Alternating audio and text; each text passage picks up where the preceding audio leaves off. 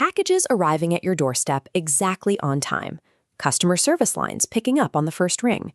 We assume these systems work seamlessly because a manager made a good schedule this week and the right number of people showed up this morning.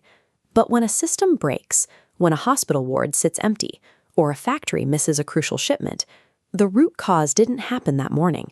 It happened 6 to 12 months earlier. You cannot magically summon 50 trained workers out of thin air the moment a crisis hits. Avoiding that collapse requires a specific mathematical discipline called capacity planning.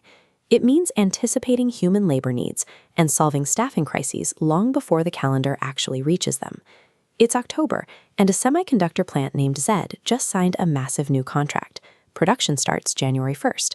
The plant manager knows exactly how many chips she needs to deliver over the next 12 months.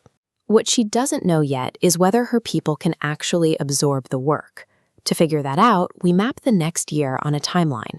This chart translates her rigid contract into a calendar of required human production hours. By March, a new line ramps up, requiring exactly 14,000 hours of labor. In July, right before a major client launch, the demand peaks at 27,200 hours. 3 months later, in October, it drops back down to just 12,400 hours. Then she mathematically converts her current workforce into available hours, mapped across the exact same timeline.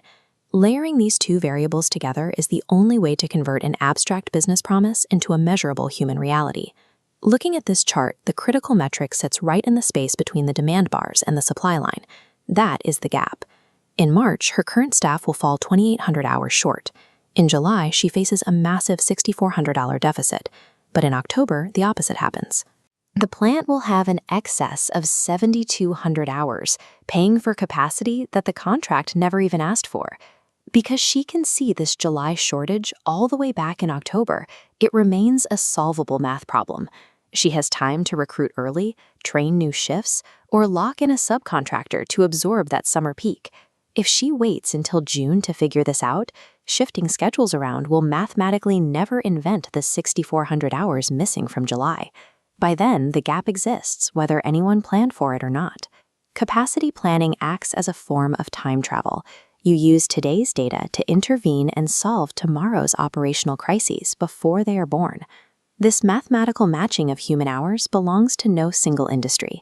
A hospital ward runs on it, matching the available hours of nurses against the unpredictable peaks of patient admissions.